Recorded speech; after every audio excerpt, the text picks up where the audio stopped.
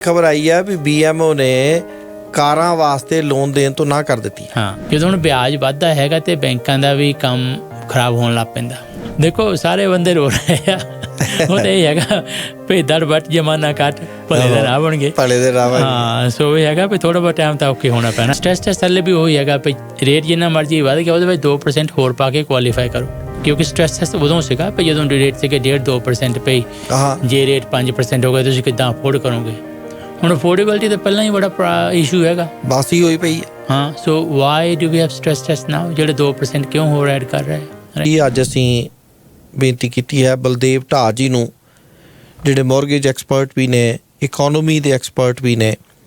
America ਤੋਂ ਉਹਨਾਂ ਨੇ ਇਕਨੋਮਿਕਸ ਦੀ ਮਾਸਟਰਸ ਦੀ ਡਿਗਰੀ ਹਾਸਲ ਕੀਤੀ ਹੈ। ਅੱਜ ਅਸੀਂ ਸਾਡੇ ਦੇਸ਼ ਵਿੱਚ ਜਿਹੜਾ ਸੰਕਟ, ਹਾਊਸਿੰਗ ਸੰਕਟ ਚੱਲ ਰਿਹਾ ਹੈ, ਉਸ ਨੂੰ ਲੈ ਕੇ, ਮੌਰਗੇਜਿਸ ਨੂੰ ਲੈ ਕੇ, ਇਸ ਕ੍ਰਾਈਸਿਸ ਨੂੰ ਲੈ ਕੇ ਅੱਜ ਦੀ ਚਰਚਾ ਕਰਾਂਗੇ। ਬਲਦੇਵ ਜੀ ਸਾਡੇ ਨਾਲ ਸ਼ਾਮਲ ਨੇ ਇਸ ਵੇਲੇ ਸਟੂਡੀਓ ਦੇ ਵਿੱਚ। ਬਲਦੇਵ ਜੀ ਤੁਹਾਡਾ ਬਹੁਤ ਸਵਾਗਤ ਸਰ, ਜੀ ਆਇਆਂ ਨੂੰ, ਵੈਲਕਮ। ਥੈਂਕ ਯੂ ਨਾਗਰ ਸਾਹਿਬ, ਤੁਹਾਨੂੰ ਤੇ ਆਪਣੇ ਸਾਰੇ ਦੇਖਣ ਸੁਣਨ ਵਾਲਿਆਂ ਨੂੰ ਪਿਆਰ ਭਰੀ ਸਤਿ ਸ਼੍ਰੀ ਅਕਾਲ, ਨਮਸਕਾਰ, ਗੁੱਡ ਮਾਰਨਿੰਗ ਜੀ। ਜੀ ਵੈਰੀ ਗੁੱਡ ਮਾਰਨਿੰਗ, ਬਹੁਤ ਤੁਹਾਡਾ ਸਵਾਗਤ ਸਰ। ਅਤੇ ਇਸ ਵੇਲੇ ਸਾਰੇ ਮੀਡੀਆ ਦੇ ਵਿੱਚ ਸਭ ਤੋਂ ਪਹਿਲੀ ਖਬਰ ਜਦੋਂ ਵੀ ਕਦੇ ਆਉਂਦੀ ਹੈ ਅਤੇ ਹਾਊਸਿੰਗ ਕ੍ਰਾਈਸਿਸ ਦੀ ਆਉਂਦੀ ਹੈ। ਅਤੇ ਪਿਛਲੇ ਹਫ਼ਤੇ ਤੋਂ ਇਹ ਪੋਲੀਟੀਕਲ ਸਿਨੈਰੀਓ ਦੇ ਵਿੱਚ ਵੀ ਇਸੇ ਦੀ ਖਬਰ ਚਰਚਾ 'ਤੇ ਰਹੀ। ਅਤੇ ਹੋ ਕੀ ਰਿਹਾ ਜੀ ਇਸ ਬਾਰੇ? ਨਾਗਰ ਸਾਹਿਬ, ਇਹ ਕੋਈ ਨਵੀਂ ਗੱਲ ਨਹੀਂ ਹੈਗੀ। ਇਹ ਕ੍ਰਾਈਸਿਸ ਕਾਫੀ ਚਿਰ ਤੋਂ ਚੱਲ ਰਿਹਾ ਸੀਗਾ, ਪਰ ਇਹਦੇ ਵੱਲ ਕੋਈ ਖਾਸ ਕਿਸੇ ਨੇ ਕੋਈ ਧਿਆਨ ਹੀ ਨਹੀਂ ਸੀ ਦਿੱਤਾ ਹੈਗਾ ਜੀ, ਰਾਈਟ। ਅਤੇ ਤੁਸੀਂ ਦੇਖਦੇ ਹੋ ਕਿ ਵੈਨਕੂਵਰ, ਟੋਰਾਂਟੋ ਵਿੱਚ ਬੜੀਆਂ ਪ੍ਰਾਈਸਾਂ ਵੱਧ ਗਈਆਂ ਸੀਗੀਆਂ, ਪਹਿਲਾਂ ਹੀ ਪੈਂਡੈਮਿਕ ਤੋਂ ਪਹਿਲਾਂ ਵੀ ਉੱਥੇ ਬੜੀਆਂ ਪ੍ਰਾਈਸਾਂ ਵੱਧ ਰਹੀਆਂ ਸੀਗੀਆਂ। ਅਤੇ ਇਹਦੇ ਕਈ ਫੈਕਟਰ ਇਕੱਠੇ ਹੋ ਗਏ ਲੇਟਲੀ। ਇੱਕ ਤਾਂ ਸੀਗਾ ਵੀ ਹੁਣ ਜਦੋਂ ਜ਼ਿਆਦਾ ਹੀ ਕੰਮ ਖਰਾਬ ਹੋ ਗਿਆ, ਫਿਰ ਤੁਹਾਨੂੰ ਪਤਾ ਵੀ ਪੋਲੀਟੀਕਲ ਓਪੋਜੀਸ਼ਨ ਨੇ ਵੀ ਕੰਮ ਕਾਫੀ ਚੱਕਿਆ। ਅਤੇ ਹੁਣ ਜਦੋਂ ਟਰੂਡੋ ਸਾਹਿਬ ਦੀ ਪਾਪੂਲੈਰਿਟੀ 17% ਰਹਿ ਗਈ ਅਤੇ ਪੀਅਰ ਪੋਲੀਅਰ ਦੀ ਵੱਧਦੀ ਜਾਂਦੀ ਹੈ 32% ਹੋ ਗਈ, ਤਾਂ ਫਿਰ ਉਹਨਾਂ ਨੇ ਸੋਚਿਆ ਵੀ ਕੋਈ ਨਾ ਕੋਈ ਤਾਂ ਕਰਨਾ ਹੀ ਪਊ ਨਾ। ਜੀ ਜੀ ਜੀ। ਸੋ ਹੁਣ ਇਹਦੇ ਕਈ ਫੈਕਟਰ ਸੀਗੇ ਜਿਹੜੇ ਇਕੱਠੇ ਹੋਏ ਹੈਗੇ ਆ, ਹੈ ਨਾ। ਅਤੇ ਇੱਕ ਤਾਂ ਸੀਗਾ ਪੈਂਡੈਮਿਕ ਤੋਂ ਪਹਿਲਾਂ ਵੀ ਪ੍ਰਾਈਸਾਂ ਵਧੀ ਜਾ ਰਹੀਆਂ, ਸਪੈਸ਼ਲੀ BC ਅਤੇ ਟੋਰਾਂਟੋ ਦੇ ਵਿੱਚ। ਪਰ ਪੈਂਡੈਮਿਕ ਦੌਰਾਨ ਕਾਫੀ ਕੰਮ ਬੰਦ ਰਿਹਾ, ਫੈਕਟਰੀਆਂ ਬੰਦ ਰਹੀਆਂ, ਉਹਦੇ ਨਾਲ ਜਿਹੜੀ ਘਰਾਂ ਦੀ ਕੰਸਟਰਕਸ਼ਨ ਸੀਗੀ ਉਹ ਵੀ ਘੱਟ ਗਈ, ਰਾਈਟ। ਅਤੇ ਉਹਨਾਂ ਸਪਲਾਈ ਘੱਟ ਗਈ, ਅਤੇ ਉਹਦੇ ਨਾਲ ਪ੍ਰਾਈਸਾਂ ਪੈਂਡੈਮਿਕ ਥਰੂ ਵੀ, ਜੇ ਤੁਸੀਂ ਦੇਖਦੇ ਸੀ ਕਿ ਟੋਰਾਂਟੋ ਦੇ ਵਿੱਚ ਲੋਕ ਲਾਈਨਾਂ ਲਾ ਕੇ ਖੜ੍ਹੇ ਹੁੰਦੇ ਸੀ ਘਰਾਂ ਦੇ ਬਾਹਰ, ਅਤੇ ਦੇ ਵਰ ਬੈਟਿੰਗ ਪ੍ਰਾਈਸਿਸ, ਰਾਈਟ। ਸੋ ਉਹਦੇ ਨਾਲ ਵੀ ਪ੍ਰਾਈਸਾਂ ਕਾਫੀ ਵਧੀਆਂ। ਅਤੇ ਉਸ ਤੋਂ ਬਾਅਦ ਜਦੋਂ ਪੈਂਡੈਮਿਕ ਆਇਆ ਅਤੇ ਗਵਰਨਮੈਂਟ ਨੇ, ਆਪਣੇ ਬੈਂਕ ਆਫ ਕੈਨੇਡਾ ਨੇ ਵਿਆਜ ਇੰਨੇ ਘਟਾ ਦਿੱਤੇ, ਲੋਐਸਟ ਇੰਟਰਸਟ ਰੇਟ 0.25% ਜਿਹੜਾ ਉਹਨਾਂ ਨੇ ਆਪਣਾ ਓਵਰਨਾਈਟ ਲੈਂਡਿੰਗ ਰੇਟ ਕਰਤਾ। ਉਹਦੇ ਨਾਲ ਜਿਹੜੀ ਸੀਗੀ ਡਿਮਾਂਡ ਹੋਰ ਵੀ ਵੱਧ ਗਈ। ਜਿਹੜੀ ਲੋਕ ਪਹਿਲਾਂ ਕੋਈ ਸੋਚਦੇ ਵੀ ਨਹੀਂ ਸੀਗੇ ਵੀ ਅਸੀਂ ਘਰ ਲੈ ਸਕਦੇ ਹਾਂ, ਭਾਵੇਂ ਪ੍ਰਾਈਸਾਂ ਜਿੰਨੀਆਂ ਮਰਜ਼ੀ ਵਧੀਆਂ ਸੀਗੀਆਂ, ਪਰ ਇੰਨੇ ਵਿਆਜ ਘੱਟ ਹੋਣੇ ਦੇ ਨਾਲ ਉਹਨਾਂ ਦੀ ਪੇਮੈਂਟ ਕੋਈ ਵੱਡੀ ਨਹੀਂ ਸੀ ਬਣਦੀ, ਹੈ ਨਾ। ਅਤੇ ਉਹਨਾਂ ਨੇ ਵੀ ਘਰ ਲੈਣੇ ਸ਼ੁਰੂ ਕਰਤੇ, ਰਾਈਟ। ਸੋ ਉਹਦੇ ਨਾਲ ਡਿਮਾਂਡ ਕਾਫੀ ਵੱਧ ਗਈ, ਪ੍ਰਾਈਸਿਸ ਕੈਪਟ ਗੋਇੰਗ ਅਪ। ਅਤੇ ਉਸ ਤੋਂ ਬਾਅਦ ਜਿਹੜਾ ਹੋਇਆ ਵੀ ਉਸ ਪੈਂਡੈਮਿਕ ਦੌਰਾਨ ਗਵਰਨਮੈਂਟ ਨੇ ਸਰਵ ਬੈਨੀਫਿਟ ਬੜੇ ਦਿੱਤੇ ਲੋਕਾਂ ਨੂੰ, right. So there was a lot of cash flowing through serve. ਹਾਂਜੀ। ਸੋ ਉਹਨਾਂ ਜਿਹਨਾਂ ਕੋਲ ਪੈਸੇ ਵੀ ਨਹੀਂ ਸੀਗੇ, ਉਹਨਾਂ ਨੇ ਵੀ ਡਾਊਨ ਪੇਮੈਂਟ ਇਕੱਠੀ ਕਰਕੇ ਘਰ ਲੈਣ ਲੱਗ ਪਏ। So prices never halted, even during pandemic, even after pandemic. ਅਤੇ ਉਹਦੇ ਨਾਲ ਫਿਰ ਕੀ ਹੋਇਆ, ਜਦੋਂ ਇਹਨਾਂ ਦਾ ਪੈਂਡੈਮਿਕ ਓਵਰ ਹੋਇਆ ਅਤੇ ਬਾਹਲੇ ਲੋਕ ਕੰਮ 'ਤੇ ਨਹੀਂ ਗਏ, ਕਹਿੰਦੇ ਜੀ ਅਸੀਂ ਤਾਂ ਕੰਮ ਹੁਣ ਕਰਨੇ ਦੀ ਲੋੜ ਹੀ ਨਹੀਂ, ਅਸੀਂ ਤਾਂ ਕੰਮ ਕੀਤੇ ਬਗੈਰ ਵੀ ਸਰ ਸਕਦਾ ਜੀ। ਫਿਰ ਲੇਬਰ ਸ਼ੋਰਟੇਜ ਆ ਗਈ, ਰਾਈਟ। ਹੁਣ ਲੇਬਰ ਸ਼ੋਰਟੇਜ ਨੂੰ ਇਹਨਾਂ ਨੇ ਠੀਕ ਕਰਨ ਦੇ ਲਈ ਇਹਨਾਂ ਨੇ ਇਮੀਗ੍ਰੇਸ਼ਨ ਦੇ ਡੋਰਾਂ ਖੋਲ੍ਹਤੀਆਂ, right. They're bringing a lot of immigrants, new immigrants, and also they brought a lot of refugees from Ukraine, Afghanistan, all the troubled areas, ਹੈ ਨਾ। ਸੋ ਜਦੋਂ ਇਹਨਾਂ ਨੇ ਇਹ ਨਹੀਂ ਸੋਚਿਆ ਵੀ ਜੇ ਇੰਨੇ ਲੋਕ ਇੱਥੇ ਸੱਦਾਂਗੇ ਤਾਂ ਉਹਨਾਂ ਦੇ ਰਹਿਣ ਲਈ ਥੈਂ ਵੀ ਚਾਹੀਦੇ ਆ, ਉਹਨਾਂ ਨੂੰ ਖਾਣ ਪੀਣ ਦਾ ਸਮਾਨ ਵੀ ਚਾਹੀਦਾ। ਸੋ with the shortage of housing, with increased population, so all these became together, ਹੈ ਨਾ। ਸੋ it became like a perfect storm. ਸੋ ਉਸ ਕਰਕੇ ਹੁਣ ਜਦੋਂ ਇਹਨਾਂ ਨੇ ਪੈਂਡੈਮਿਕ ਤੋਂ ਬਾਅਦ ਇਨਫਲੇਸ਼ਨ ਵਧਣ ਲੱਗ ਪਈ, ਕਿ ਡਿਮਾਂਡ ਵਧਣ, ਚੀਜ਼ਾਂ ਦੀ ਡਿਮਾਂਡ ਵਧਣ ਦੇ ਨਾਲ, ਘਰਾਂ ਦੀ ਡਿਮਾਂਡ ਵਧਣ ਨਾਲ ਪ੍ਰਾਈਸਾਂ ਵੱਧ ਗਈਆਂ। ਅਤੇ ਫਿਰ ਹੁਣ ਗਵਰਨਮੈਂਟ ਨੇ 10 ਵਾਰੀ, ਪਿਛਲੇ ਤਕਰੀਬਨ 18 ਮਹੀਨਿਆਂ ਦੇ ਵਿੱਚ 10 ਵਾਰੀ ਵਿਆਜ ਵਧਾ ਦਿੱਤੇ, 0.25% ਤੋਂ ਲੈ ਕੇ 5%। ਇਹ ਓਵਰਨਾਈਟ ਲੈਂਡਿੰਗ ਰੇਟ ਜਿਹੜਾ 5% ਹੋ ਗਿਆ, ਪ੍ਰਾਈਮ ਰੇਟ 7.2 ਹੋ ਗਿਆ ਜੀ। ਸੋ ਹੁਣ ਫਿਰ ਸਾਰੇ ਲੋਕੀ, ਐਵਰੀਬਡੀ ਸਟਾਰਟ ਕ੍ਰਾਈਂਗ, ਕਿਉਂਕਿ ਜਿਨ੍ਹਾਂ ਦੇ ਘਰ ਲਏ ਉਹਨਾਂ ਤੋਂ ਘਰਾਂ ਦੀਆਂ ਪੇਮੈਂਟਾਂ ਨਹੀਂ ਅਫੋਰਡ ਹੁੰਦੀਆਂ। ਜਿਹੜੇ ਰੈਂਟ 'ਤੇ ਰਹਿੰਦੇ ਉਹਨਾਂ ਦਾ ਰੈਂਟ ਵੱਧ ਗਿਆ, ਅਤੇ ਬਾਕੀ ਜਿਹੜੇ ਜਿਨ੍ਹਾਂ ਨੂੰ ਚਾਂਸ ਨਹੀਂ ਮਿਲਿਆ ਘਰ ਲੈਣ ਦਾ ਜਾਂ ਰੈਂਟ 'ਤੇ, ਉਹ ਵਿਚਾਰੇ ਉਹਨਾਂ ਨੂੰ ਘਰ ਨਹੀਂ ਮਿਲ ਰਿਹਾ ਅਤੇ ਉਹ ਰੋਂਦੇ ਆ। ਸੋ ਆਲ ਦੀਜ਼ ਨੋਇਜ਼, ਅਤੇ ਜਿੱਦਾਂ ਆਪਾਂ ਪਹਿਲਾਂ ਹੀ ਗੱਲ ਕਰ ਹਟੇ ਹਾਂ ਵੀ there was a lot of noise, people are crying. Low polling rating for Trudeau, so they had to do something. So that's why they announced all these programs, even though these programs or some of these programs were their election promises to take the GST off in 2015, right? So they never did that. But now they're doing that, right? Just because they're so low on the polls, so they have to do something. So that's why we're hearing a lot about this right now. ਹੁਣ GST ਜਿਹੜੀ 2015 ਚ ਇਹਨਾਂ ਨੇ ਕਿਹਾ ਸੀ ਨਹੀਂ ਅਸੀਂ ਵਾਪਸ ਕਰ ਲਾਂਗੇ, ਉਹ ਹੁਣ ਲੱਗੇ ਕਰਨ ਜੀ, ਹੁਣ ਲੱਗੇ ਕਰਨ। ਪਹਿਲਾਂ ਨੇ 2017 ਦੇ ਵਿੱਚ ਤਕਰੀਬਨ ਚੇਤਾ ਇਹ ਭੁਲਾਤਾ ਪਏ ਨਹੀਂ ਕਰਾਂਗੇ, ਉਹ ਕਿਉਂਕਿ ਰਡਾਰ ਤੋਂ ਹਟ ਗਿਆ ਸੀ ਸਾਰਾ। ਰਡਾਰ ਤੋਂ ਹਟ ਗਿਆ, so it wasn't a hot topic, right. So ਹੁਣ ਜਦੋਂ ਫਿਰ ਰੌਲਾ ਪਿਆ ਕਾਫੀ, ਤਾਂ ਹੁਣ ਉਹਨੇ ਸੋਚਿਆ ਵੀ ਸਾਰੇ ਇਹ ਜਿਹੜੇ ਹੈਗੇ programme they trying to bring it back, ਹੈ ਨਾ। ਅਤੇ ਇਹਦੇ ਕਾਰਨ ਤੁਸੀਂ ਜਿਵੇਂ ਦੱਸੇ ਆ ਜੀ ਕਿ 2-3 ਕਾਰਨ ਤਾਂ ਬੜੇ ਵਧੀਆ ਸੀ ਕਿ ਲੋਕਾਂ ਨੇ ਕੰਮ ਨਹੀਂ ਕੀਤਾ, ਪੈਸੇ ਬਹੁਤ ਆ ਗਏ, ਇੰਟਰਨੈਸ਼ਨਲ ਸਟੂਡੈਂਟ ਆ ਗਏ, ਰੈਫਿਊਜੀਜ਼ ਆ ਗਏ, ਵੈਸੇ ਜਿਹੜੀ ਰੈਗੂਲਰ ਮਾਈਗ੍ਰੇਸ਼ਨ ਚੱਲਦੀ ਸੀ ਉਹ ਵੀ ਹੋ ਗਈ। ਹਾਂਜੀ, ਤਾਂ ਘਰਾਂ ਦੀ ਇਸੇ ਕਰਕੇ ਸ਼ਾਰਟੇਜ ਆਈ, ਘਰਾਂ ਦੀ ਸ਼ਾਰਟੇਜ ਆ ਗਈ, ਡਿਮਾਂਡ ਵੱਧ ਗਈ, ਅਤੇ ਦੇ ਡਿਡਨਟ ਕੀਪ ਅਪ, ਰਾਈਟ। ਅਤੇ ਹੁਣ ਜਿਹੜਾ ਹਾਊਸਿੰਗ ਕ੍ਰਾਈਸਿਸ 'ਤੇ CMHC ਨੇ ਆਪਣੀ ਰਿਪੋਰਟ ਜਾਰੀ ਕੀਤੀ ਹੈ ਪਿਛਲੇ ਹਫ਼ਤੇ। ਹਾਂਜੀ, ਅਤੇ ਉਸ ਰਿਪੋਰਟ ਬਾਰੇ ਵੀ ਸਾਨੂੰ ਦੱਸੋ ਜੀ। ਹਾਂਜੀ, CMHC ਨੇ basically main whole thing started from that report, ਕਿਉਂਕਿ ਉਹਨਾਂ ਨੇ ਰਿਪੋਰਟ ਦਿੱਤੀ ਪਈ ਇਸ ਵੇਲੇ ਜਿਹੜੀ ਅਫੋਰਡੇਬਿਲਟੀ ਆ, nobody can afford the homes in Canada, basically very few people can afford, ਔਰ ਜਿਹਨਾਂ ਕੋਲ ਹੈਗੇ ਵੀ ਉਹ ਵੀ ਵਿਚਾਰੇ ਰੋ ਰਹੇ ਆ। ਅਤੇ ਉਹ ਕਹਿੰਦੇ ਪਈ ਜੇ ਇਸ ਪੇ ਜਿੰਨੀ ਪਾਪੂਲੇਸ਼ਨ ਗਰੋਥ ਹੋਈ ਹੈਗੀ ਆ, ਸਾਨੂੰ 2030 ਤੱਕ 5.8 ਮਿਲੀਅਨ ਨਵੇਂ ਘਰ ਚਾਹੀਦੇ ਆ ਟੂ ਹੈਵ ਅਫੋਰਡੇਬਿਲਟੀ। ਜੀ, ਰਾਈਟ। ਅਤੇ ਜੇ ਸਪੇਸ 'ਤੇ ਇਹ ਘਰ ਬਣਾ ਰਿਹਾ, ਜੇ ਸਪੀਡ 'ਤੇ ਇਹ ਘਰ ਬਣਾ ਰਿਹਾ ਆ, ਉਹਦੇ ਨਾਲ ਸਿਰਫ 2.3 ਮਿਲੀਅਨ ਘਰ ਬਣਨਗੇ 2030 ਤੱਕ। So they will be 3.5 million houses short, right. So ਇਹਨਾਂ ਨੂੰ ਤਕਰੀਬਨ ਇਸ ਵੇਲੇ ਇਹਨਾਂ ਕੋ ਕਹਿੰਦੇ ਪਏ ਵੱਧ ਤੋਂ ਵੱਧ 19 ਮਿਲੀਅਨ ਘਰ ਬਣਾ ਸਕਦੇ 2030 ਤੱਕ, ਪਰ ਇਹਨੂੰ 22.5 ਮਿਲੀਅਨ ਘਰ ਚਾਹੀਦੇ ਹੈਗੇ ਆ। ਸੋ there will be a shortage of 3.5 million homes to have affordability. ਜੇ ਉਹ ਨਹੀਂ ਬਣਾਉਂਦੇ ਤਾਂ the affordability, out of question, right? So people can't afford, the prices will keep going up, people have no place to live. ਹੋਰ ਦੱਸੋ ਟਟਾ ਸਾਹਿਬ ਕਿ ਜਿਹੜੀ federal government ਨੇ ਨਵੇਂ ਇਨੀਸ਼ੀਏਟਿਵ ਇੰਟਰੋਡਿਊਸ ਕੀਤੇ ਨੇ, ਜਿਵੇਂ ਤੁਸੀਂ ਦੱਸਿਆ ਹੀ ਆ ਜੀ ਕਿ ਹੁਣ ਜਦੋਂ ਬਾਹਰ ਨੂੰ ਮਰੋੜਾ ਚੜ੍ਹ ਗਿਆ ਤਾਂ ਫਿਰ ਦੇਣਾ ਪਿਆ ਕੁਝ ਨਾ ਕੁਝ। ਹਾਂਜੀ। ਅਤੇ ਇਹ ਇਨੀਸ਼ੀਏਟਿਵ ਕੀ ਨੇ ਅਤੇ ਕਿਸ ਤਰ੍ਹਾਂ ਇਸ ਹਾਊਸਿੰਗ ਕ੍ਰਾਈਸਿਸ ਨੂੰ ਕੰਟਰੋਲ ਕਰਨ ਵਿੱਚ ਉਹ ਹੈਲਪ ਕਰ ਸਕਦੇ ਨੇ? ਹਾਂਜੀ, ਬਿਲਕੁਲ। ਐਕਚੁਅਲੀ CMHC ਦੀ ਰਿਪੋਰਟ ਆਪਾਂ ਇੱਕ ਪੁਆਇੰਟ ਭੁੱਲ ਗਏ, ਉਹਨਾਂ ਨੇ ਇਹ ਵੀ ਕਿਹਾ ਵੀ ਜਿਹੜਾ 2/3 ਆਫ ਜਾਣੀ ਕਿ 2/3 ਆਫ ਜਿਹੜੀ ਸਪਲਾਈ ਗੈਪ ਹੈਗਾ ਇਹ BC ਅਤੇ ਇੰਟੈਰੀਓ ਵਿੱਚ ਹੈਗਾ, ਪਰ ਹੁਣ ਤਾਂ ਅਲਬਰਟਾ ਵਿੱਚ ਵੀ ਕਾਫੀ ਮਾਈਗ੍ਰੇਸ਼ਨ ਹੋਣ ਦੇ ਨਾਲ ਇੱਥੇ ਵੀ ਕਾਫੀ ਫਰਕ ਪਿਆ। Mostly the reports are backward looking, ਹੈ ਨਾ। ਸੋ ਇੱਥੇ ਵੀ ਬੜੀ ਪ੍ਰੋਬਲਮ ਹੈਗੀ ਆ, not only in Ontario and BC।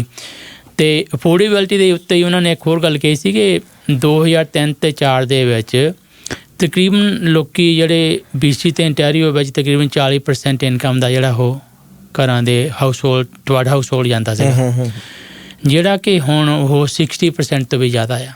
ਜਿਹੜੇ ਉਹਨਾਂ ਦੇ ਕਾਸਟ ਘਰਾਂ ਦੀ ਬੰਦੇ ਜਿੰਨੀ ਇਨਕਮ ਹੈ ਉਹਦਾ 60% ਬੇਸਿਕਲੀ ਗੋਜ਼ ਟੁਵਰਡ ਦਾ ਹਾਊਸ, ਰਾਈਟ। ਸੋ ਗਵਰਨਮੈਂਟ ਨੇ ਹੁਣ ਕੀ ਕੀਤਾ ਹੈਗਾ ਇਹਨਾਂ ਦੇ ਲਈ, ਇਹਨਾਂ ਨੇ ਇੱਕ ਤਾਂ ਉਹਨਾਂ ਨੇ ਹੈਗਾ ਵੀ ਘਰਾਂ ਦੀ ਜਿਹੜੀ ਕੰਸਟਰਕਸ਼ਨ ਵਧਾਉਣ ਦੇ ਲਈ ਵੀ ਛੇਤੀ ਤੋਂ ਛੇਤੀ ਘਰ ਬਣ ਸਕਣ, ਅਤੇ ਇੱਕ ਤਾਂ ਉਹਨਾਂ ਨੇ ਕੀਤਾ ਵੀ ਜਿੰਨਾ ਵੀ ਪਰਪਸ ਬਿਲਟ ਹੋਮ ਜਿਹੜੇ ਕਿ ਪਹਿਲਾਂ ਤੋਂ ਰੈਂਟਲ ਯੂਨਿਟਸ ਬਣਦੇ ਹੈਗੇ ਆ, ਪ੍ਰੋਜੈਕਟ ਜਿਹੜੇ ਹੈਗੇ ਆ, ਨਾ ਕਿ ਰੈਜ਼ੀਡੈਂਸ ਓਨਰ ਆਕੂਪਾਈਡ, ਪਰ ਰੈਂਟਲ ਪਰਪਸ ਦੇ ਲਈ, ਉਹਨਾਂ 'ਤੇ ਉਹ GST ਨਹੀਂ ਲਾਉਣਗੇ ਜੀ, ਰਾਈਟ। ਅਤੇ ਉਹਦੇ ਨਾਲ ਥੋੜ੍ਹੀ ਜਿਹੀ ਰਾਹਤ ਮਿਲੂਗੀ, ਜਿਹੜੇ ਬਿਲਡਰਸ ਹੈਗੇ ਥੋੜ੍ਹੀ ਜਿਹੀ ਪ੍ਰਾਈਸ ਘਟੂਗੀ ਉਹਦੇ ਨਾਲ। ਅਤੇ they are also asking provinces to take their provincial taxes off too, but we don't know if they will do that or not, but GST ਜਿਹੜੀ ਹੈਗੀ ਆ ਉਹ ਮਾਫ ਕੀਤੀ ਜਾਊਗੀ। ਅਤੇ ਇੱਕ ਇਹਨਾਂ ਨੇ ਹੋਰ ਪ੍ਰੋਗਰਾਮ ਸ਼ੁਰੂ ਕੀਤਾ ਜੀ, ਜਿਹੜਾ ਵੱਡਾ ਪ੍ਰੋਗਰਾਮ ਹੈਗਾ, $4 billion ਦਾ ਪ੍ਰੋਗਰਾਮ ਹੈਗਾ ਜੀ, ਉਹ ਦ ਹਾਊਸਿੰਗ ਐਕਸੈਲਰੇਟਰ ਫੰਡ। ਅਤੇ ਉਹ ਉਹਨਾਂ ਨੇ ਰੋਲ ਆਊਟ ਕੀਤਾ ਹੈਗਾ ਸਿਟੀਜ਼ ਨੂੰ, ਵੀ ਉਹ ਕਹਿੰਦੇ ਸਿਟੀਜ਼ ਨੂੰ ਕਹਿੰਦੇ ਵੀ ਤੁਸੀਂ ਆਪਣੀ ਐਪਲੀਕੇਸ਼ਨ ਸਾਨੂੰ ਭੇਜੋ ਵੀ ਤੁਸੀਂ ਕੀ ਕਰ ਰਹੇ ਹੋ ਇਹਦੇ ਲਈ ਜੀ, ਅਤੇ ਉਹਦੇ ਵਿੱਚੋਂ ਫੰਡ ਮਿਲਣਗੇ, ਉਹਦੇ ਵਿੱਚ ਤੁਹਾਨੂੰ ਫੰਡ ਮਿਲਣਗੇ ਜੀ। ਅਤੇ ਉਹਦਾ ਇਹਨਾਂ ਨੇ ਐਕਚੁਅਲੀ ਇਹਨਾਂ ਨੇ ਜਿਹੜਾ ਇਹਨਾਂ ਦਾ ਹਾਊਸਿੰਗ ਮਿਨਿਸਟਰ ਹੈਗਾ ਆ ਸ਼ੌਨ ਫਰੇਜ਼ਰ ਅਤੇ ਉਹਨਾਂ ਨੇ ਆਪਣੇ ਜਿਹੜੀ ਮੇਅਰ ਗਾਂਡਿਕ ਨੂੰ ਲੈਟਰ ਵੀ ਲਿਖਿਆ ਹੈਗਾ ਜੀ। ਉਹਨਾਂ ਨੇ ਕੱਲ੍ਹ ਪੋਲਿਸੀ ਪਾਸ ਵੀ ਕਰਤੀ ਆਪਣੀ। ਹਾਂ, ਅਤੇ ਉਹਨਾਂ ਨੇ ਲੈਟਰ ਵੀ ਲਿਖਿਆ ਵੀ ਤੁਸੀਂ you better change the zoning ਜਿਹੜੀ ਹੈਗੀ। ਹੁਣ ਇੱਥੇ ਮੈਜੋਰਟੀ ਜਿਹੜੀ ਰੈਜ਼ੀਡੈਂਸ਼ੀਅਲ ਜ਼ੋਨਿੰਗ ਹੁੰਦੀ ਸਿੰਗਲ ਫੈਮਿਲੀ ਹੁੰਦੀ ਹੈਗੀ। ਜੀ ਜੀ ਜੀ। ਅਤੇ ਉਹ ਕਹਿੰਦੇ ਉਹਨਾਂ ਨੂੰ ਸਿੰਗਲ ਫੈਮਿਲੀ ਤੋਂ ਕੱਢ ਕੇ ਉੱਥੇ ਡੂਪਲੈਕਸ, ਟ੍ਰਿਪਲੈਕਸ, ਫੋਰਪਲੈਕਸਿਸ ਸਾਡੇ ਸ਼ਹਿਰ 'ਚ ਹੀ ਐਸੀਆਂ ਕਮਿਊਨਿਟੀਆਂ ਜਿੱਥੇ ਕੋਈ ਛੋਟਾ ਘਰ ਬਣ ਹੀ ਨਹੀਂ ਸਕਦਾ। ਹਾਂਜੀ। ਸੋ ਇਹਨਾਂ ਜਿਹੜੀ ਜ਼ੋਨਿੰਗ ਹੈਗੀ ਆ ਉਹ ਕਹਿੰਦੇ ਚੇਂਜ ਕਰੋ, ਨਹੀਂ ਤਾਂ ਤੁਹਾਨੂੰ ਪੈਸੇ ਨਹੀਂ ਮਿਲਣੇ ਜੀ। ਸੋ ਉਸ ਪ੍ਰੋਗਰਾਮ ਥੱਲੇ ਲੰਡਨ ਅੰਟੈਰੀਓ ਦੇ ਵਿੱਚ ਜਿਹੜਾ ਇੱਕ ਟਾਊਨ ਆ ਉਹਨਾਂ ਨੇ 74 ਮਿਲੀਅਨ ਮਿਲਿਆ ਉਹਨਾਂ ਨੂੰ। ਹਾਂਜੀ, 74 ਬਿਲੀਅਨ ਲੈ ਗਿਆ। ਹਾਂਜੀ ਹਾਂਜੀ। ਅਤੇ ਕੈਲਗਰੀ ਵੀ ਇਸ ਵੇਲੇ ਹਾਊਸਿੰਗ ਕ੍ਰਾਈਸਿਸ 'ਚੋਂ ਗੁਜ਼ਰ ਰਿਹਾ ਜੀ। ਢਾਹ ਸਾਹਿਬ, ਅਤੇ ਸਾਨੂੰ ਦੱਸੋ ਕਿ ਇੱਥੇ ਕਿੱਦਾਂ ਦੇ ਹਾਲਾਤ ਨੇ ਅਤੇ ਕੀ ਹੋ ਰਿਹਾ ਜੀ, ਸਾਡਾ ਸ਼ਹਿਰ ਕੀ ਕਰ ਰਿਹਾ? ਹਾਂਜੀ, ਕੈਲਗਰੀ ਵੀ ਇਸ ਕੋਈ ਇਮਿਊਨ ਨਹੀਂ ਹੈਗਾ ਜੀ ਇਸ ਸਿਚੁਏਸ਼ਨ ਦੇ ਲਈ। ਇੱਥੇ ਕਾਫੀ ਇਨ ਮਾਈਗ੍ਰੇਸ਼ਨ ਹੋਈ ਹੈਗੀ ਆ ਅਦਰ ਪ੍ਰੋਵਿੰਸਿਸ ਤੋਂ out of country. So we are facing very similar issues, even worse now. ਅਤੇ ਜੇ ਤੁਸੀਂ ਇੱਥੇ ਦੇ ਸਟੈਟਸ ਜਿਹੜੇ ਹੈਗੇ ਮੈਂ ਤੁਹਾਨੂੰ ਦੱਸਦਾ ਕਿ ਜੋਤੀ ਗਾਂਡਿਕ ਦੀ ਇੰਟਰਵਿਊ ਮੈਂ ਦੇਖ ਰਿਹਾ ਸੀ। ਉਹ ਕਹਿੰਦੇ ਸੀ ਇਸ ਵੇਲੇ ਕਿ 235 ਫੈਮਲੀਜ਼ ਆ ਜਿਹੜੀਆਂ ਕੋ ਘਰ ਰਹਿਣੇ ਨੂੰ ਨਹੀਂ ਹੈਗਾ ਇਸ ਵੇਲੇ ਜੀ। ਉਹ ਕੋਈ ਬੱਸ ਸ਼ੈਲਟਰ 'ਤੇ ਰਹਿ ਰਿਹਾ, ਕੋਈ ਟ੍ਰੇਨ 'ਚ ਰਹਿ ਰਿਹਾ, ਕੋਈ ਬੱਸਾਂ ਦੇ ਵਿੱਚ ਉਹਨਾਂ ਨੂੰ ਅਕੋਮੋਡੇਸ਼ਨ ਦੇ ਰਿਹਾ ਆ, ਰਾਈਟ।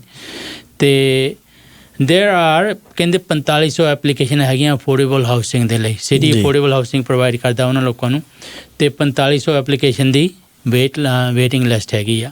ਇਹਨਾਂ ਨੂੰ ਅਲਬਰਟਾ ਦੇ ਵਿੱਚ ਤਕਰੀਬਨ 120 ਲੱਖ 120,000 ਘਰਾਂ ਦੀ ਸ਼ੋਰਟੇਜ ਹੋਊਗੀ, ਜਿਹੜਾ ਕੋਈ ਇਹਨਾਂ ਦਾ ਐਸਟੀਮੇਟ ਹੈਗਾ ਬਾਈ 2030। ਜੇ ਸਪੇਸ 'ਤੇ ਦੇਖੋ ਹਰ ਪਾਸੇ ਘਰ ਬਣ ਰਹੇ ਆ, ਫਿਰ ਵੀ ਇਹਨਾਂ ਕੋਲ 1,20,000 ਘਰਾਂ ਦੀ ਸ਼ੋਰਟੇਜ ਹੋਊਗੀ ਜੇ ਇੰਨੇ ਇਹ ਸਪੇਸ 'ਤੇ ਬਣਾਉਂਦੇ ਰਹਿੰਦੇ ਆ, ਜੇ ਹੋਰ ਨਹੀਂ ਬਣਾਉਂਦੇ ਤਾਂ, right. So they also have to build lot more homes. ਅਤੇ 1 in 5 person ਕਹਿੰਦੇ ਪਈ almost 84,000 people in Calgary are struggling to afford the house. ਅਤੇ ਜੇ ਘਰਾਂ ਦੀ ਪ੍ਰਾਈਸ ਦੇਖਦੇ ਹੋ ਪਿਛਲੇ 2020 ਤੋਂ ਲੈ ਕੇ 2023 ਤੱਕ ਘਰਾਂ ਦੀ ਪ੍ਰਾਈਸ 37% ਉੱਤੇ ਗਈ ਹੈਗੀ ਆ। 37% ਸਿਰਫ 2020 ਤੋਂ ਲੈ ਕੇ 2020 ਤੋਂ ਲੈ ਕੇ 2023 ਤੱਕ 2.5 ਸਾਲਾਂ ਦੇ ਵਿੱਚ ਤਕਰੀਬਨ। ਅਤੇ ਰੈਂਟਲ ਜਿਹੜੀ ਪ੍ਰਾਈਸ ਹੈਗੀ ਵੈਂਟ ਅਪ ਬਾਈ 40%। ਪਿਛਲੇ ਤਕਰੀਬਨ 2020 ਤੋਂ ਲੈ ਕੇ 23 ਤੱਕ 40% ਰੈਂਟ ਵੱਧ ਗਏ ਹੈਗੇ ਆ। ਤੁਸੀਂ ਅੱਗੇ ਤਾਂ ਆਪਾਂ ਗੱਲ ਕੀਤੀ ਹੈਗੀ ਕਿ ਸ਼ੌਨ ਫਰੇਜ਼ਰ ਸਾਹਿਬ ਨੇ ਵੀ ਇਹਨਾਂ ਨੂੰ ਲੈਟਰ ਲਿਖਿਆ ਹੈਗਾ ਵੀ you better start changing the zoning, start creating high density houses, right. ਅਤੇ ਅਦਰਵਾਈਜ਼ ਤੁਹਾਨੂੰ ਉਹ ਜਿਹੜੇ ਹੈਗੇ ਆ ਪੈਸੇ ਨਹੀਂ ਮਿਲਣਗੇ, ਜਿਹੜਾ ਹੋਮ ਐਕਸੈਲਰੇਟਰ ਫੰਡ ਨਹੀਂ ਨਵਾਂ ਸ਼ੁਰੂ ਕੀਤਾ ਹੈਗਾ। ਸੋ ਹੁਣ ਸਿਟੀ ਨੇ ਤਕਰੀਬਨ ਪਿਛਲੇ 2-3 ਦਿਨਾਂ ਦੇ ਵਿੱਚ ਕਾਫੀ ਉੱਥੇ ਮੀਟਿੰਗ ਹੋਈ ਹੈਗੀ ਆ, ਜਿਹੜੇ ਇਹਨਾਂ ਨੇ lot of people made submissions to city ਵੀ ਕੀ ਹੋਣਾ ਚਾਹੀਦਾ, ਜਿਹੜੇ ਬੰਦਿਆਂ ਨੂੰ ਘਰ ਨਹੀਂ ਮਿਲ ਰਿਹਾ ਉਹਨਾਂ ਨੇ ਕੀਤਾ ਹੈਗਾ, ਬਿਲਡਰ ਹੈਗੇ ਆ ਜਾਂ ਹੋਰ ਵੀ ਜਿਹੜੇ ਇੰਟਰਸਟਿਡ ਪਾਰਟੀ ਸੀਗੀਆਂ ਉਹਨਾਂ ਨੇ ਪ੍ਰੈਜੈਂਟੇਸ਼ਨ ਕੀਤੀਆਂ ਹੈਗੀਆਂ। ਇੱਥੇ ਤਕਰੀਬਨ 80 ਰਿਕਮੈਂਡੇਸ਼ਨਸ ਉਹਨਾਂ ਨੇ ਦਿੱਤੀਆਂ ਹੈਗੀਆਂ ਜਿਨ੍ਹਾਂ ਨੇ ਘਰਾਂ ਦੀ ਅਫੋਰਡੇਬਿਲਟੀ ਠੀਕ ਕਰਨ ਦੇ ਲਈ। ਅਤੇ ਉਹਨਾਂ ਵਿੱਚੋਂ ਤਕਰੀਬਨ 21 ਪ੍ਰਪੋਜ਼ਲਸ ਉਹਨਾਂ ਨੇ ਅਮੈਂਡਮੈਂਟਸ ਜਿਹੜੀਆਂ ਅਪਰੂਵ ਹੋਈਆਂ ਹੈਗੀਆਂ ਆ। ਅਤੇ ਉਹਦੇ ਵਿੱਚ ਸਿਟੀ ਸਾਈਟ ਦੇ ਵਿੱਚ ਕਿਹਨਾਂ ਕੋਲ ਤਕਰੀਬਨ ਕਹਿੰਦੇ 50 ਸਾਈਟ ਹੈਗੇ ਕੈਲਗਰੀ ਵਿੱਚ ਜਿਹੜੇ ਕਿ ਉਹ ਯੂਜ਼ ਕਰ ਸਕਦੇ ਹੈਗੇ ਆ, ਰਾਈਟ ਜੀ, ਟੂ ਬਿਲਡ ਅਫੋਰਡੇਬਲ ਹੋਮ ਜਾਂ ਪਰਪਸ ਬਿਲਡ ਰੈਂਟਲਸ ਉਹਨਾਂ ਦੇ ਲਈ, ਹੈ ਨਾ। ਅਤੇ ਇਹਨਾਂ ਨੇ ਉਹੀ ਬਾਕੀ ਇੱਕ ਹੀ ਸਿਟੀ ਕੀ ਕਰ ਰਿਹਾ ਹੈਗਾ ਵੀ ਜਿਹੜੇ ਕੋਈ ਡਾਊਨਟਾਊਨ 'ਚ ਬਿਲਡਿੰਗਸ ਹੈਗੀਆਂ ਆਪਣੇ ਜਿਹੜੀਆਂ ਕਮਰਸ਼ੀਅਲ ਬਿਲਡਿੰਗ ਉਹਨਾਂ ਨੂੰ ਰੈਜ਼ੀਡੈਂਸ਼ੀਅਲ 'ਚ ਤਬਦੀਲ ਕਰ ਰਹੇ। ਹਾਂ, ਉਹਨਾਂ ਨੂੰ ਇਨਸੈਂਟਿਵ ਦੇ ਰਿਹਾ ਕਿ ਇਹਨਾਂ ਨੂੰ ਤੁਸੀਂ ਰੈਜ਼ੀਡੈਂਸ਼ੀਅਲ ਦੇ ਲਈ ਕਨਵਰਟ ਕਰੋ। ਉੱਥੇ ਬੇਸਿਕਲੀ ਉਹ ਸਟੂਡੈਂਟ ਰੈਜ਼ੀਡੈਂਸ ਦੇ ਲਈ ਕਿਤੇ ਯੂਨੀਵਰਸਿਟੀ ਕੈਂਪਸ ਡਾਊਨਟਾਊਨ ਵਿੱਚ ਵੀ ਹੈਗਾ ਆ, ਅਤੇ ਉਹਨਾਂ ਨੂੰ ਸਟੂਡੈਂਟ ਰੈਜ਼ੀਡੈਂਸ ਲਈ ਕਨਵਰਟ ਕਰਨ ਦੇ ਲਈ ਉਹਨਾਂ ਨੂੰ ਇਨਸੈਂਟਿਵ ਦੇ ਰਿਹਾ ਪਈ ਇਹਨਾਂ ਨੂੰ ਕਨਵਰਟ ਕਰੋ। ਅਤੇ ਬਾਕੀ ਹੋਰ ਇਹ ਸੋਚ ਰਹੇ ਆ ਪਈ ਜਿਹੜੇ ਕਿ ਆਪਣੇ ਸੈਕੰਡਰੀ ਸਵੀਟ ਸੀਗੀਆਂ ਸ਼ਾਇਦ ਉਹਦੇ ਬਾਰੇ ਵੀ ਗੱਲ ਕਰ ਰਿਹਾ ਕਿ ਲੋਕਾਂ ਨੂੰ ਸ਼ਾਇਦ ਇਨਸੈਂਟਿਵ ਦੇਣ ਪਈ ਆਪਣੇ ਘਰਾਂ ਦੇ ਵਿੱਚ ਸੈਕੰਡਰੀ ਸਵੀਟਸ ਬਣਾਓ। ਅਤੇ ਜਿਹੜੀਆਂ ਲੀਗਲ ਸਵੀਟਸ ਹੈਗੀਆਂ ਉਹਨਾਂ ਨੂੰ ਇਨਕਰੇਜ ਕਰ ਰਿਹਾ ਪਈ ਇਹਨਾਂ ਨੂੰ to bring it up to code. So secondary suites ਦੇ ਲਈ ਉਹਨਾਂ ਨੂੰ ਲੀਗਲੀ ਦੇ ਸਕਣ, ਹੈ ਨਾ, ਕਿ ਹੁਣ ਤੱਕ ਇਹ ਲੋਕ ਉੱਦਾਂ ਹੀ ਦੇ ਜਾਂਦੇ ਹੈਗੇ ਦੇ ਪ੍ਰੋਬਬਲੀ ਨਾਟ ਈਵਨ ਸੇਫ ਜੀ, ਹੈ ਨਾ। ਸੋ ਇਨਕਰੇਜ ਕਰ ਰਿਹਾ ਪਈ ਇਹਨੂੰ properly to bring it into the code and start renting them out, ਹੈ ਨਾ। ਸੋ ਉਹਨਾਂ ਨੂੰ ਇਨਕਰੇਜ ਕਰਨ ਲਈ ਇਹ ਆਪਣੇ ਕਦਮ ਚੁੱਕ ਰਹੇ ਹੈਗੇ ਜੀ। ਰਾਈਟ।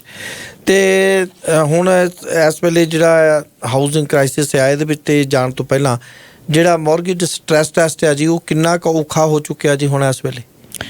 ਮੌਰਗੇਜ ਸਟ੍ਰੈਸ ਟੈਸਟ ਉਸ ਤਰ੍ਹਾਂ ਹੀ ਚੱਲ ਰਿਹਾ ਜਿੱਦਾਂ ਪਹਿਲਾਂ ਸੀਗਾ। ਬੇਸਿਕਲੀ ਹੁਣ ਵਿਆਜ ਤੁਹਾਡੇ like prime rates gone up to 7.2%। 7.2? ਹਾਂਜੀ, 7.20। ਅਤੇ ਜਿਹੜੇ ਡਿਸਕਾਊਂਟਸ ਵੀ ਹੁਣ ਅੱਗੇ ਵਾਲੇ ਨਹੀਂ ਰਹੇ ਹੈਗੇ ਜੀ। ਅੱਗੇ ਕਦੇ ਪ੍ਰਾਈਮ -1 ਤੋਂ ਵੀ ਜ਼ਿਆਦਾ ਦੇਈ ਜਾ ਰਹੇ ਸੀਗੇ, ਅਤੇ ਹੁਣ ਉਹ ਵੀ ਡਿਸਕਾਊਂਟ ਵੀ ਘਟਾ ਦਿੱਤੇ ਹੈਗੇ ਇਹਨਾਂ ਨੇ, ਰਾਈਟ। ਅੱਗੇ ਤਾਂ ਬੈਂਕ ਵਾਲੇ ਜੇ ਤੁਸੀਂ ਗੱਲ ਵੀ ਕਰਦੇ ਸੀ ਨਾ ਵੀ ਮੈਂ ਮੌਰਗੇਜ ਲੈਣੀ, ਤੋਂ ਪਹਿਲਾਂ ਰੋਟੀ ਖਿਲਾਉਂਦੇ ਸੀ ਲਿਜਾ ਕੇ। ਪਰ ਬੈਂਕਾਂ ਦੀ ਵੀ ਬੜੀ ਪ੍ਰੋਬਲਮ ਚੱਲ ਰਹੀ ਜੀ। ਬੈਂਕਾਂ ਦਾ ਵੀ ਕਸੂਰ ਨਹੀਂ ਹੈਗਾ। ਅੱਜ ਸਵੇਰੇ ਖਬਰ ਆਈ ਆ ਵੀ BMO ਨੇ ਕਾਰਾਂ ਵਾਸਤੇ ਲੋਨ ਦੇਣ ਤੋਂ ਨਾ ਕਰ ਦਿੱਤੀ। ਹਾਂ, ਕਿਉਂਕਿ ਬੈਂਕਾਂ ਦੀ ਜਦੋਂ US ਵਿੱਚ ਇਹਨਾਂ ਦਾ ਬੈਂਕਿੰਗ ਇਹਨਾਂ ਦੀ there was a run on a bank ਜੀ, ਰਾਈਟ। ਜਦੋਂ ਹੁਣ ਵਿਆਜ ਵੱਧਦਾ ਹੈਗਾ ਅਤੇ ਬੈਂਕਾਂ ਦਾ ਵੀ ਕੰਮ ਖਰਾਬ ਹੋਣ ਲੱਗ ਪੈਂਦਾ। ਜਦੋਂ ਚੀਜ਼ਾਂ ਦੇ ਭਾਅ, ਕਿਸੇ ਵੀ ਚੀਜ਼ ਦਾ ਭਾਅ ਵੱਧ, ਉਹਦੀ ਵਿਕਰੀ ਘੱਟ ਜਾਂਦੀ। ਹੁਣ ਜਦੋਂ ਵਿਆਜ ਵੱਧ ਗਿਆ, ਲੋਕਾਂ ਦੇ ਲੋਨ ਲੈਣੋਂ ਹਟ ਗਿਆ ਜੀ, ਘੱਟ ਗਿਆ, ਬਿਜ਼ਨਸ ਘੱਟ ਚੱਲਦਾ। ਬੈਂਕਾਂ ਦਾ ਕੰਮ ਉਦੋਂ ਜ਼ਿਆਦਾ ਚੱਲਦਾ ਜਦੋਂ ਵਿਆਜ ਘੱਟ ਹੁੰਦਾ, ਇਹਨਾਂ ਨੂੰ ਜ਼ਿਆਦਾ ਪੈਸੇ ਬਣਦੇ ਆ। ਬਿਲਕੁਲ ਠੀਕ। ਬਹੁਤ ਲੋਕੀ ਸੋਚਦੇ ਵੀ ਵਿਆਜ ਬਹੁਤ ਮਹਿੰਗਾ ਅਤੇ ਬੈਂਕ ਬੜੇ ਪੈਸੇ ਬਣਾ ਰਹੀਆਂ ਜੀ, ਪਰ ਇਟਸ ਅਦਰ ਵੇ ਅਰਾਊਂਡ। ਇੱਦਾਂ ਨਹੀਂ ਹੈਗਾ। ਜਦੋਂ ਵਿਆਜ ਵੱਧਦਾ ਇਹਨਾਂ ਦਾ ਕੰਮ ਘੱਟ ਚੱਲਦਾ। ਹੁਣ ਜਿਹਨਾਂ ਲੋਕਾਂ ਨੇ ਪਹਿਲਾਂ ਲੋਨ ਲਏ ਉਹ ਆ, ਜਦੋਂ ਵਿਆਜ ਵੱਧ ਗਿਆ, ਹੁਣ ਉਦਾਹਰਨ ਦੇ ਤੌਰ 'ਤੇ ਆਪਣੀ ਵੇਰੀਏਬਲ ਰੇਟ ਮੌਰਗੇਜ ਲੈ ਲਓ ਜੀ। ਜਿਹਨਾਂ ਲੋਕਾਂ ਦੀਆਂ ਪੇਮੈਂਟ ਆ ਪਹਿਲਾਂ 2000 ਸੀ, ਹੁਣ ਉਹ 3500 ਹੋ ਗਈਆਂ। ਬਿਲਕੁਲ ਠੀਕ ਹੈ। ਉਹ they are being late, they can make payments ਜੀ। ਸੋ ਲੋਨ ਡਿਫਾਲਟ ਹੋਣ ਲੱਗ ਪੈਂਦੇ ਹੈਗੇ ਆ। ਬੈਡ ਡੈਟ ਜਿਹਨੂੰ ਕਹਿੰਦੇ ਆ। ਹਾਂਜੀ, so bad they have to write up lot a loans. ਹੁਣ ਬੈਂਕਾਂ ਵੀ ਉਹਨਾਂ ਲੋਕਾਂ ਨੂੰ ਲੋਨ ਦੇ ਰਹੀਆਂ ਜਿਹੜੇ ਦੇਖਦੇ ਵੀ ਬਾਹਲੇ ਸਟਰੋਂਗ ਹੈਗੇ ਆ। ਮਤਲਬ ਅਮੀਰ ਨੂੰ ਹੀ ਮਿਲੂਗਾ ਲੋਨ ਵੀ। ਜਿਹਦੇ ਕੋਲ ਪੈਸੇ ਹੈਗੇ ਉਹਨੂੰ ਹੀ ਪੈਸੇ ਮਿਲਦੇ ਆ, ਨੰਗ ਨੂੰ ਤਾਂ ਮਿਲਣਾ ਕੁਝ ਨਹੀਂ। ਦੱਸੋ, ਹੱਦ ਹੋ ਗਈ। ਜਿਹਦੇ ਕੋਲ ਪਹਿਲਾਂ ਪੈਸੇ ਆ, ਜਿਹੜਾ ਪਹਿਲਾਂ ਸਟਰੋਂਗ ਆ, ਉਹਨਾਂ ਨੂੰ ਮਿਲ ਰਹੇ ਹੈਗੇ ਆ।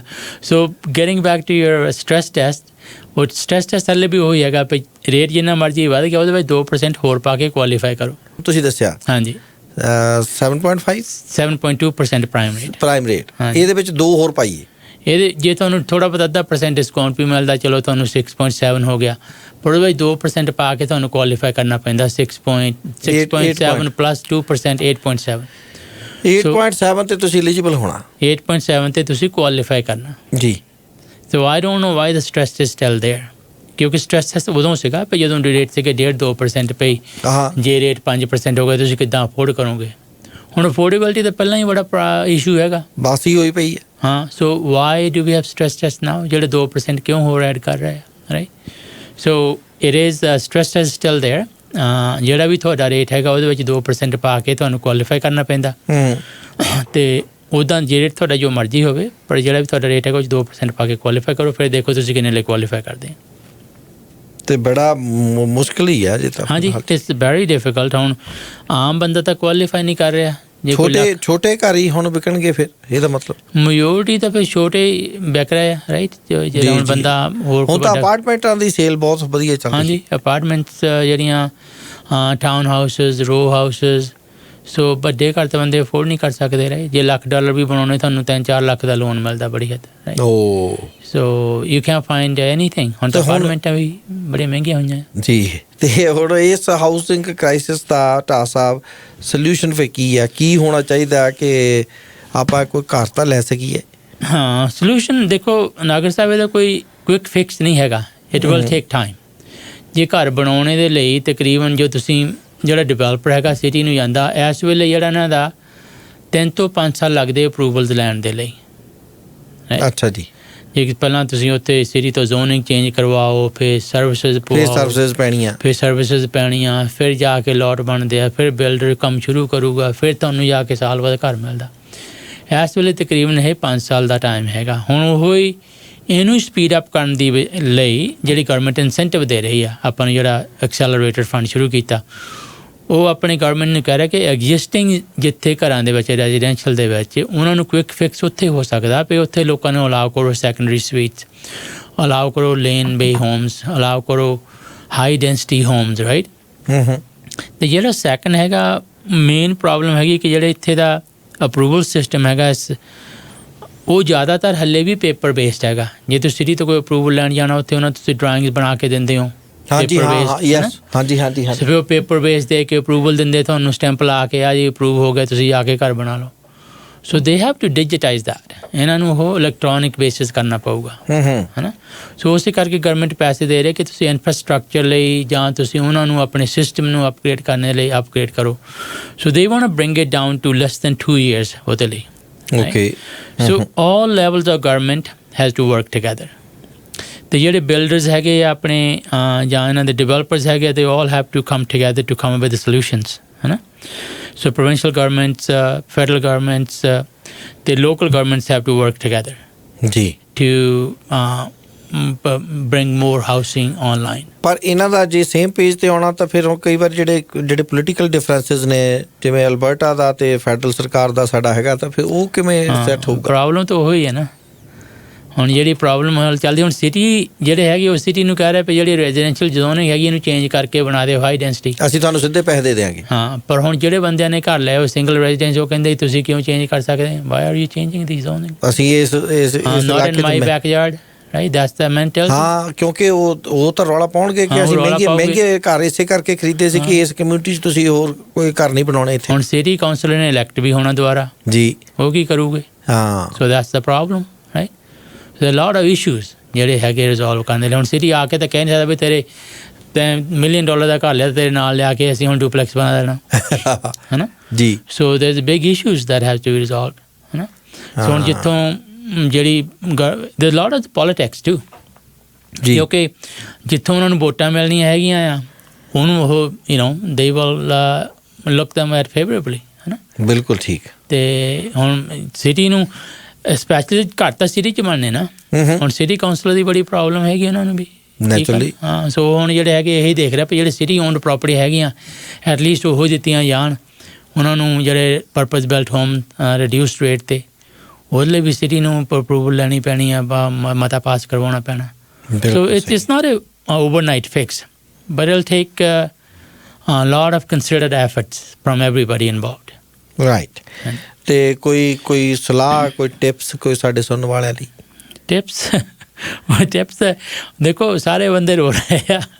ਉਹ ਤਾਂ ਇਹ ਹੈਗਾ ਵੀ ਦੜ ਬੱਟ ਜ਼ਮਾਨਾ ਕੱਟ ਭਲੇ ਦੇ ਰਾਹ ਬਣਗੇ, ਭਲੇ ਦੇ ਰਾਹ। ਹਾਂ, ਸੋ ਇਹ ਹੈਗਾ ਵੀ ਥੋੜ੍ਹਾ ਬਹੁਤ ਟਾਈਮ ਤਾਂ ਔਖੇ ਹੋਣਾ ਪੈਣਾ। ਅੱਛਾ, ਕੋਈ ਵਿਆਜ ਦਰ ਘਟਣ ਦੇ ਕੋਈ ਚਾਂਸ ਹੈਗੇ? ਚਾਂਸਿਸ ਇਸ ਵੇਲੇ ਜਿੱਦਾਂ ਹੁਣ ਤੁਸੀਂ ਦੇਖਿਆ ਕਿ ਸਪੈਸ਼ਲੀ ਜਿਹੜੀ ਫੈਡਰਲ ਆਪਣੀ ਰਿਜ਼ਰਵ ਬੈਂਕ ਹੁੰਦੀ, ਇੰਡੀਪੈਂਡੈਂਟ ਹੁੰਦੀ ਹੈਗੀ ਆ, ਵੀ ਇਹਨੂੰ ਕੋਈ ਕਹਿ ਨਹੀਂ ਸਕਦਾ ਵੀ ਤੁਸੀਂ ਕੀ ਕਰੋ ਕੀ ਨਾ ਕਰੋ।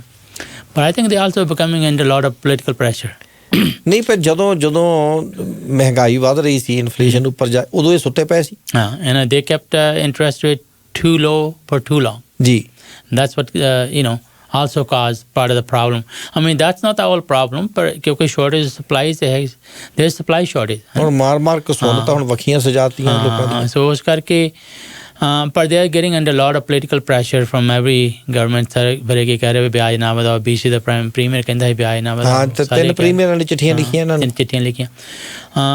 ਪਰ I think they want the inflation to come down, ਹੈ ਨਾ, ਕਿਉਂਕਿ affordability is ਇਸ ਵੇਲੇ it's very hard to say ਵੀ ਇਨਫਲੇਸ਼ਨ ਕਾਜ਼ ਜਿਹੜਾ ਹੈਗਾ, ਇੱਕ ਤਾਂ ਗਰੋਸਰੀ ਦੀ ਪ੍ਰਾਈਸ ਦਾ ਹੈਗਾ ਜੀ, ਉਹਦਾ ਬੜਾ ਇਸ਼ੂ ਤੁਸੀਂ ਅੱਜ ਮੀਟਿੰਗ ਹੋ ਰਹੀ ਹੈ। ਆਈ ਨੋ, ਉਹ ਸਟੋਰਾਂ ਦੇ ਮਗਰ ਹੋਏ ਹੁਣ ਜਿਹੜੇ ਮੇਜਰ ਸਪਲਾਇਰਸ ਹੈਗੇ ਗਰੋਸਰੀ ਦੇ, ਰਾਈਟ, ਉਹ ਕਹਿ ਰਿਹਾ ਜੀ ਸਾਨੂੰ ਪ੍ਰੋਡਿਊਸਰ ਜ਼ਿਆਦਾ ਚਾਰਜ ਕਰ ਰਹੇ ਆ ਜੀ। So I don't know what the solution is there. ਪਰ ਜਿਹੜੇ ਦੋ ਮੇਜਰ ਹੈਗੇ ਆ, ਹੁਣ I think inflation is also partly coming from these 2 sources. ਜਿਹੜੀ ਹੁਣ ਇਨਫਲੇਸ਼ਨ ਘਰਾਂ ਦੀ ਜਿਹੜੀ ਪੇਮੈਂਟ, ਜਿਹੜੀ ਅਕੋਮੋਡੇਸ਼ਨ ਤੋਂ ਇਨਫਲੇਸ਼ਨ ਕਿੰਨੀ ਆ ਰਹੀ ਆ, ਹੈ ਨਾ। ਇਨਫਲੇਸ਼ਨ ਥੱਲੇ ਤਾਂ ਹੀ ਆਊਗੀ ਜੇ ਵਿਆਜ ਘੱਟ ਕਰੂਗੇ। ਹੁਣ ਜਿਹੜੀ ਘਰਾਂ ਦੀਆਂ ਪੇਮੈਂਟਾਂ ਵੱਧ ਗਈਆਂ, ਰੈਂਟ ਵੱਧ ਗਿਆ, ਦੇ ਆਲਸੋ ਪਾਰਟ ਆਫ ਇਨਫਲੇਸ਼ਨ। ਬਿਲਕੁਲ ਠੀਕ ਹੈਗਾ। ਜੇ ਉਹਨੂੰ ਘੱਟ ਕਰੂਗੇ ਤਾਂ ਇਨਫਲੇਸ਼ਨ ਵੀ ਘਟੂਗੀ, ਹੈ ਨਾ। ਸੋ ਆਈ ਥਿੰਕ ਜਿਹੜਾ ਇਹਨਾਂ ਦਾ ਲੱਗਦਾ ਹੈਗਾ, ਜਿਹੜਾ ਮੇਰਾ ਅੰਦਾਜ਼ਾ ਹੈਗਾ ਜਾਂ ਐਕਸਪਰਟਸ ਕਹਿ ਰਿਹਾ, maybe middle of the next year they will probably start lowering the rate. ਫੇਰ ਘਟਾਉਣਗੇ? ਹਾਂ, ਲੱਗਦਾ ਪਈ ਜਿੰਨਾ ਸਾਲ ਭਰ ਅਜੇ ਅੱਧਾ ਸਾਲ ਤੱਕ 8-9 ਮਹੀਨੇ, ਯਾਨੀ ਕਿ first 2 quarters I think they will keep it here. ਚੂਨੀਆਂ ਵਧਾਈ ਜਾਈਏ। ਹਾਂ, ਤਾਂ ਸਾਹਿਬ ਤੁਹਾਡਾ ਬਹੁਤ ਬਹੁਤ ਸ਼ੁਕਰੀਆ ਜੀ। ਨੋ ਪ੍ਰੋਬਲਮ, ਤੁਸੀਂ ਸਾਡੇ ਨਾਲ ਸਟੂਡੀਓ 'ਚ ਆਏ। ਮੈਂ ਇਹ ਵੀ ਦੱਸ ਦਿਆਂ ਜੀ ਕਿ ਸਾਡੇ ਲਈ ਡੋਨਟ ਵੀ ਲੈ ਕੇ ਆਏ ਨੇ। ਥੈਂਕ ਯੂ ਵੈਰੀ ਮਚ ਤਾਂ ਸਾਹਿਬ, ਬਹੁਤ ਸ਼ੁਕਰੀਆ ਜੀ। Thank you Nagar Sahib ji.